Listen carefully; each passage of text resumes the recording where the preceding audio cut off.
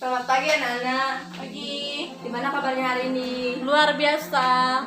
Untuk hari ini ada yang tidak hadir? Hadir semua. Oke. Untuk ketua kelas saya minta untuk memimpin doa. Mari teman-teman, sebelum kita memulai pelajaran hari ini, kita berdoa menurut agama dan kita masing-masing berdoa mulai.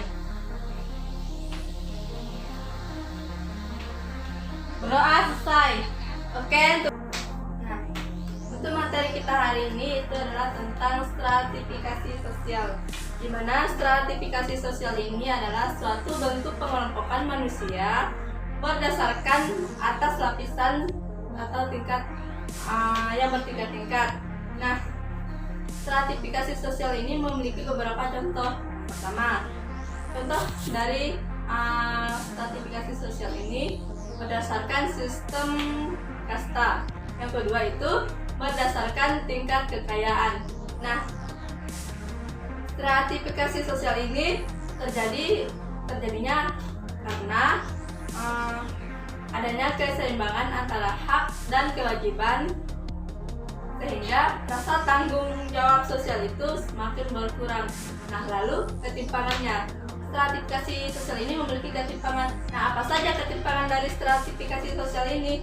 Nah, stratifikasi sosial ini memiliki ketimpangan pemilikan nilai atau harga. Akibat dari stratifikasi sosial ini, sesama anggota kelompok yang menilai dan memilah-milah yang akhirnya memunculkan strata atau lapisan.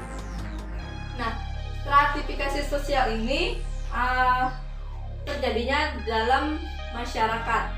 Nah, stratifikasi sosial yang terjadi di dalam masyarakat ini memiliki bentuk yang berdasarkan tingkatan status. Nah, tingkatan status dalam masyarakat ini apa saja? Nah, stratifikasi sosial ini memiliki tingkatan status. Nah, kemudian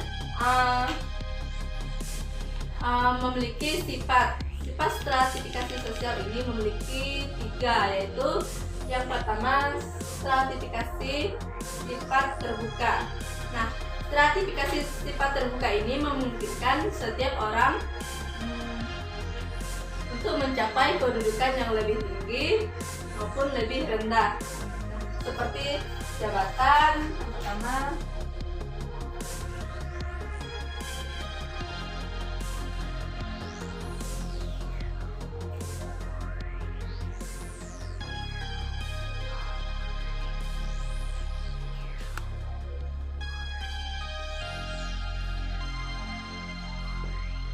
Nah, untuk sifat terbuka ini mencapai kedudukan yang lebih tinggi ke rendah. Nah, seperti jabatan, kekuasaan, dan kekayaan ini yang dimiliki seseorang dapat meningkat maupun menurun. Nah, sifat ini memiliki sifat stratifikasi terbuka ini mengacu pada sifat terbuka pada umumnya lebih demokratis. Nah, yang kedua, sifat tertutup. Sifat tertutup ini memungkinkan seseorang untuk berpindah mencapai kedudukan yang lebih baik atau ke lebih bawah maupun sebaliknya. Nah, seperti sistem kasta yang berlaku di India atau Brahmana, Kshatriya, Vaishya, dan Shudra. Nah, yang menentukan status seseorang ini itu adalah sejak kelahirannya ini tidak dapat diubah.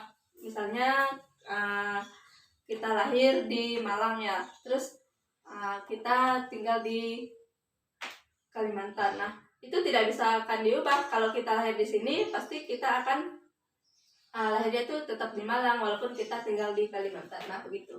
Nah, yang kedua itu stratifikasi sifat campuran.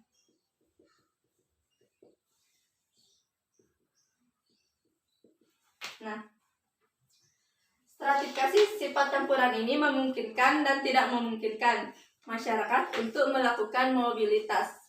Nah, sebagai contoh, masyarakat modern India ini, walaupun seseorang yang terlahir sebagai kasta sutra, tidak dapat meningkatkan status kelahirannya. Nah, sifat campuran ini konsep stratifikasi yang menunjukkan adanya perpindahan atau mobilitas sosial yang dilakukan individu.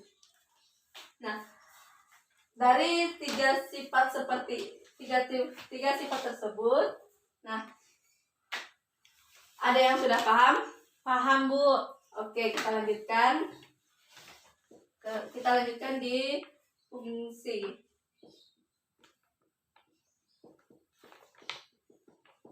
Nah, kita lanjutkan di fungsi stratifikasi sosial. Nah, fungsi stratifikasi sosial ini di tengah masyarakat tak hanya sebagai pembatas yang berdampak negatif, namun juga memiliki secara positif. Nah, setelah mengenal dari tiga sifat tersebut, mungkin ada yang tahu fungsi stratifikasi sosial ini apa saja? Nah, untuk kita lanjutkan ya. Ya, Bu. Fungsi dari stratifikasi sosial ini itu ada 4. Yang pertama, fungsinya itu di bidang ekonomi. Dalam penerapannya, stratifikasi sosial membawa nilai positif terutama dari bidang ekonomi. Nah, apa saja contoh dari bidang ekonomi ini? Ada yang tahu? Nah, kalau tidak kita lanjutkan. Nah, fungsi dari stratifikasi dalam bidang ekonomi itu yang pertama sebagai alat pembagian kerja. Nah, yang kedua, distribusi hak-hak istimewa yang objektif sesuai kemampuan individu. Ketiga, penentu status simbol atau kedudukannya tertentu sesuai kepemilikan ekonomi. Yang keempat, sebagai alat solidaritas bagi kelompok yang terbentuk berdasarkan status dan kepemilikan ekonomi. Nah, yang kelima, sebagai pendorong mobilitas sosial pada masyarakat. Nah, itu adalah contoh dari penerapan bidang sosial ekonomi. Nah, untuk yang kedua, fungsi dari stratifikasi sosial. Fungsi di bidang politik.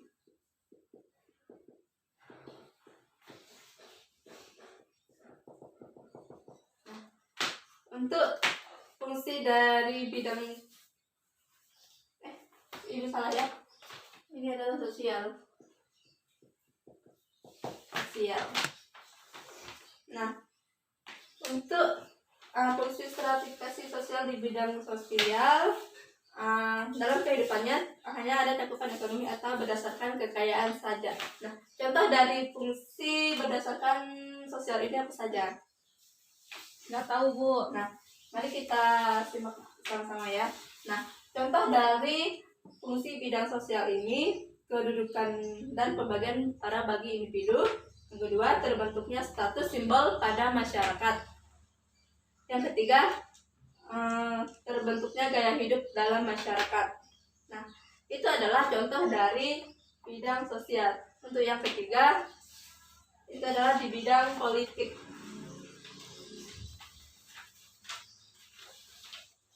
Pada bidang politik, stratifikasi sosial juga memiliki fungsi. Yang pertama, individu atau kelompok dinilai sebagai suatu objek lapisan atas maupun lapisan bawah kekuasaan yang dimiliki atau berdasarkan bagaimana individu tersebut mampu mempengaruhi orang lain begitu.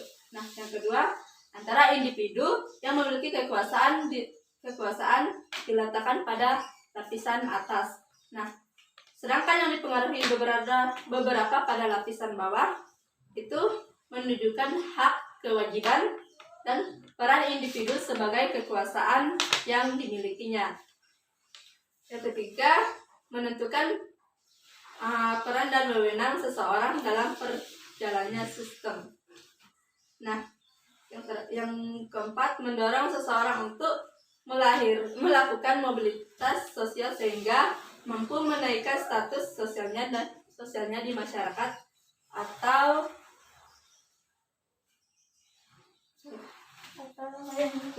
terakhir Baik, di akhir kita akan yang terakhir juga akan meneruskan ini gitu. Yang keempat, mendorong seseorang untuk melakukan mobilitas sosial sehingga mampu menaikkan status sosial di matanya masyarakat agar dapat memiliki kekuasaan. Nah, untuk yang keempat itu fungsi stratifikasi sosial pendidikan. Nah, ini yang terakhir. Nah, untuk yang terakhir ini fungsi sosial bidang pendidikan. Yang pertama, fungsi ini menyesuaikan dan mengelompokkan peserta didik sesuai dengan kemampuan dan usianya dalam menerima pembelajaran. Kedua, menjadi motivasi bagi individu meningkatkan kemampuan dan keahlian dalam bidang pendidikan. Nah, yang ketiga ini adalah mendorong mobilitas sosial serta kompetisi melalui belajar. Yang keempat, menentukan kedudukan individu dalam kehidupan secara umum. Nah, dari sini ada yang nggak tahu sebelum ibu membagikan tugas kelompok? Udah jelas, Bu. Nah, untuk materi hari ini ada yang mau bertanya? Tidak. Nah, untuk hari ini ibu akan memberikan kalian tugas ya untuk dikerjakan di rumah. Minggu depan akan kita bahas. Ya, Bu. Nah, untuk materi kita hari ini sampai di sini dulu ya. Nah, untuk minggu yang akan datang siapkan untuk selembar kertas, kita akan ulangan sebelum kita membahas tentang soal hari ini. Tapi sebelum kita melakukan ulangan, ibu minta kalian sudah mengumpulkan tugas. Baik, Bu. Begitu ya? Ada yang sudah paham? Paham, Bu. Oke, untuk hari ini untuk kita kelas memimpin doa sebelum kita meninggalkan tempat ini. Mari teman-teman, sebelum kita mengakhiri pembelajaran kita hari ini, kita berdoa menurut agama dan kepercayaan kita masing-masing. Berdoa mulai. Berdoa selesai. Terima kasih. Terima kasih.